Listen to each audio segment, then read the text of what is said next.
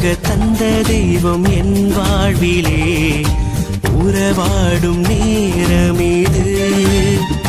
தெய்வ நிலை பற்றி கொள்ளாமல் இறங்கி வந்து இணைகின்ற காலம் இது.